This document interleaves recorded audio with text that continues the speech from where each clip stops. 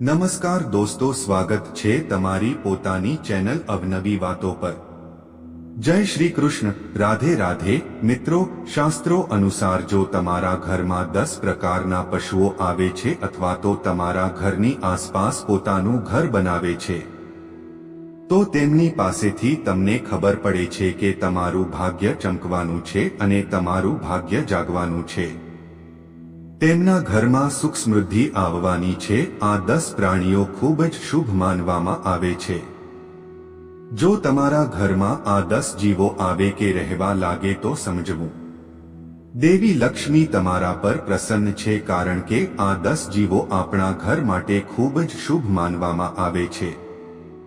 અથવા તે ઘરમાં આવો કે જેના પર દેવી લક્ષ્મીની કૃપા હોય। તેઓ જ્યાં પણ આવે છે તે ઘરની દિનચર્યા બદલાઈ જાય છે અને તે ઘરના નસીબને વધતા કોઈ રોકી શકતું નથી। આ 10 પ્રાણીઓમાં એવા ઘણા પ્રાણીઓ છે જે દેવી દેવતાઓનું કામ કરે છે। ચાલો તે કરીએ। મિત્રોની જેમ ભગવાન નારાયણનું વાહન ગરુડ દેવ છે। ભગવાન મહાદેવનું વાહન નંદી છે। મહાદેવના પુત્ર કાર્તિકનું વાહન મોર છે। આ પ્રાણીઓ ખૂબ જ મહત્વપૂર્ણ અને વિશેષ છે। દરેક વ્યક્તિ માટે આ પ્રાણીઓની ઓળખ કરવી ખૂબ જ મહત્વપૂર્ણ છે। જો તમે આ જીવો વિશે જાણતા નથી અને તેઓ તમારા ઘરમાં આવે છે અને તમે તેમને જાણતા નુકસાન પહોંચાડો છો, અથવા જો તમે મારશો તો દેવી લક્ષ્મી તમારાથી નારાજ થઈ શકે છે, જેના કારણે તમારે તમારા જીવનમાં અમર્યાદિત સમસ્યાઓનો સામનો કરવો પડી શકે છે। જો તમારા ઘરે પણ આવા જીવો આવે છે તો તમે આ વિશે વિચારી શકો છો કે તમારું નસીબ વધવા જઈ રહ્યું છે અને તમારી પાસે ગમે તેટલો ખરાબ સમય હતો અને તમારા જીવનમાં જે પણ સમસ્યાઓ હતી તે બધું સમાપ્ત થવાને જ છે અને હવે તમારો સારો સમય શરૂ થવાનો છે। તો ચાલો જાણીએ આ 10 પ્રાણીઓ કયા છે જેમની હાજરી આપણા ઘરમાં ખૂબ જ શુભ હોય છે। પરંતુ તે પહેલા, જો તમે પણ ઈચ્છો છો કે લક્ષ્મી માતાની કૃપા તમારા પર બની રહે તો આ વિડીયોને લાઈક કરો અને ચેનલને સબસ્ક્રાઇબ કરો અને કોમેન્ટ બોક્સમાં ચોક્કસથી જય લક્ષ્મી માતા લખો।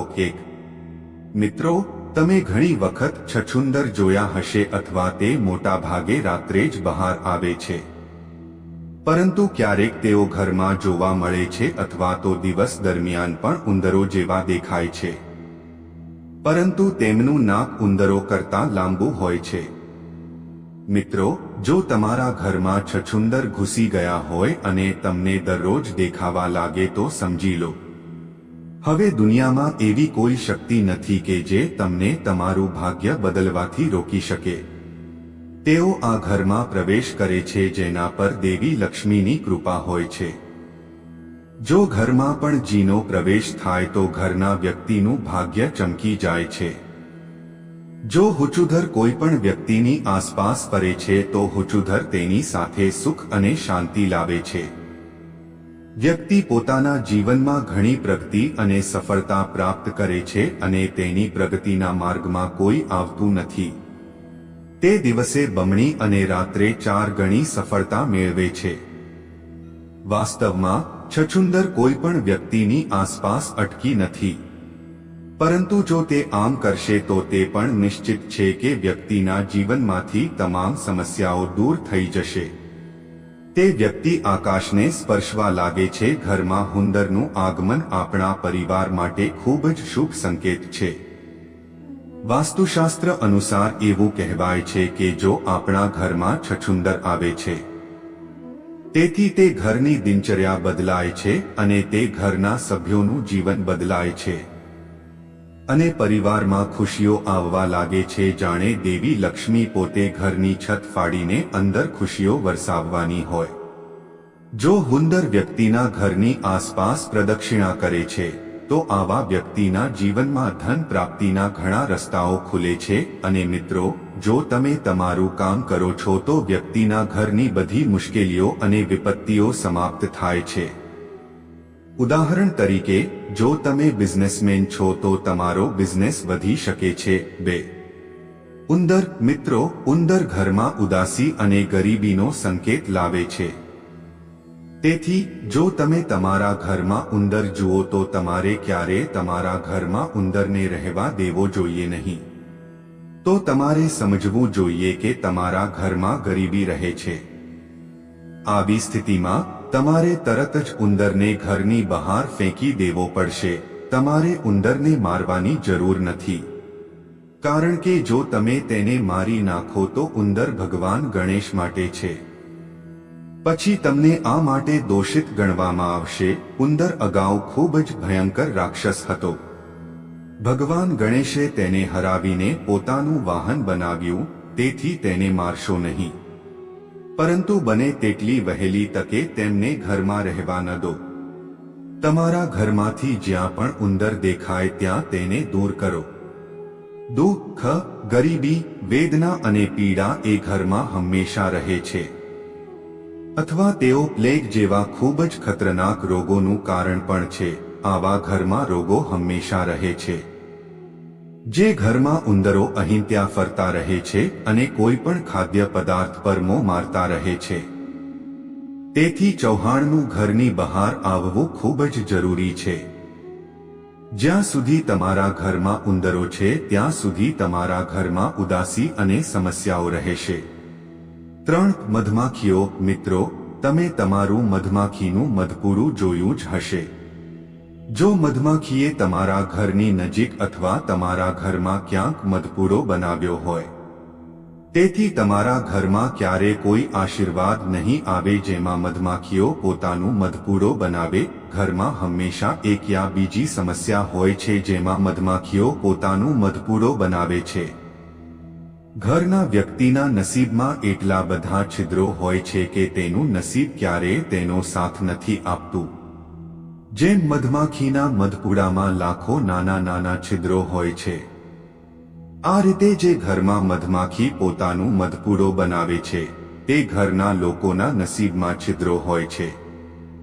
જો ઘરમાં નાનું બાળક હોય અને તે છત્રીની નજીક જાય, તેથી તેને મધમાખીઓ દ્વારા પણ નુકસાન થઈ શકે છે. તેથી મધમાખીઓને તમારા ઘરમાં મધપૂડો બનાવવાની મંજૂરી આપશો નહીં. અને જો તમે તમારા ઘરમાં અથવા ઘરની આજુબાજુ ક્યાંય પણ મધમાખીનું મધપૂડો જુઓ તો પણ મધમાખીઓને ઘરની આસપાસ મધપૂડો બનાવવાની મંજૂરી આપશો નહીં. તેથી તેને તરત જ ત્યાંથી હટાવવાની કોશિશ કરો, નહીંતર તમારા ઘરમાં હંમેશા દુઃખ અને કષ્ટ આવશે. 4. બટરફ્લાય મિત્રો, રંગબેરંગી સોનેરી પતંગિયાઓ ખૂબ જ શુભ સંકેત ધરાવે છે. જો તમારા ઘરે સોનેરી અને રંગબેરંગી પતંગિયું આવે છે, જો તમે દર વખતે ખૂબ જ સુંદર અને મોહક દેખાશો તો સમજો, જેમ પતંગિયું રંગીન છે તેમ તમારું જીવન પણ રંગીન બનશે. પતંગિયા પોતાના રંગોથી આપણા જીવનમાં રંગ ઉમેરે છે અને આપણું જીવન ખુશીઓથી ભરાઈ જાય છે અને આપણા ઘરમાં સુખ સમૃદ્ધિ આવવા લાગે છે. તેથી ઘરમાં પતંગિયાનું આગમન ખૂબ જ શુભ માનવામાં આવે છે. વાસ્તુશાસ્ત્રમાં આ બાબત વિશે ખૂબ જ સરસ રીતે લખ્યું છે કે જ્યારે પણ પતંગિયું કોઈના ઘરે જાય છે ત્યારે તેના ઘરમાં ધન અને સુખની વર્ષા થાય છે. તેમની કૃપા હંમેશા બની રહે છે. તેથી જો તમારા ઘરમાં કોઈ પતંગિયું આવ્યું હોય તો તમારે સમજી લેવું જોઈએ કે તમારા ખરાબ દિવસો જવાના છે અને તમારા સારા દિવસો આવવાના છે. 5. વીંછી મિત્રો, વીંછીને ગરીબીનો સંકેત માનવામાં આવે છે. જો કોઈના ઘરમાં ખીજવવું દેખાય છે તો તે મહાન પીડાની નિશાની માનવામાં આવે છે.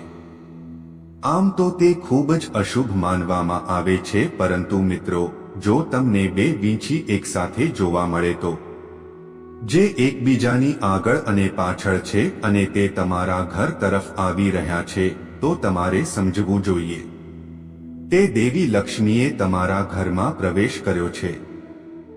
વીંછી ગરીબી અને દુઃખ દર્શાવે છે, પરંતુ જો તમને આ અવસ્થામાં વીંછી દેખાય તો સમજી લેવું કે તમારા ઘરમાં દેવી લક્ષ્મીનું આગમન થવાનું છે.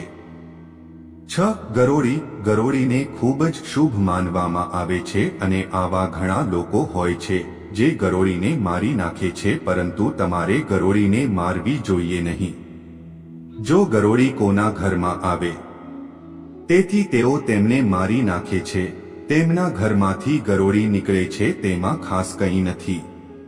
પરંતુ જો તમારા ઘરમાં ઘણા ગરોળિયા એકસાથે ઝુમખામાં જોવા મળે છે તેથી તે દેવી લક્ષ્મીનું ખૂબ જ શુભ સંકેત માનવામાં આવે છે. જો તમને તમારા ઘરમાં ક્યાંક ગરોળીનું જૂથ દેખાય છે તો સમજી લો કે તમારા ઘરમાં સમૃદ્ધિ આવવાની છે. શ્રી વિષ્ણુ પુરાણ અનુસાર કહેવામાં આવ્યું છે કે તમે પૂજા કરો છો, તેથી જો તમે પૂજા કરતી વખતે તમારી નજીક ક્યાંય પણ ગરોળી જુઓ તેથી આ એક સંકેત છે કે તમારું ભાગ્ય ખૂબ જ જલ્દી ઉછળશે. આવી સ્થિતિમાં દેવી લક્ષ્મી ખૂબ જ જલ્દી તમારા ઘરે આવશે થવાનું છે, અથવા તો તેને ખૂબ જ શુભ સંકેત માનવામાં આવે છે. જો તમે તમારા ઘરમાં ક્યાંય પણ પૂંછડી સાથે કપાયેલી બે ગરોળી જુઓ તો સમજો ગરોળીને દેવી લક્ષ્મીનું સ્વરૂપ માનવામાં આવે છે. તેથી જો શક્ય હોય તો ભૂલથી પણ ગરોળીને ક્યારે મારશો નહીં.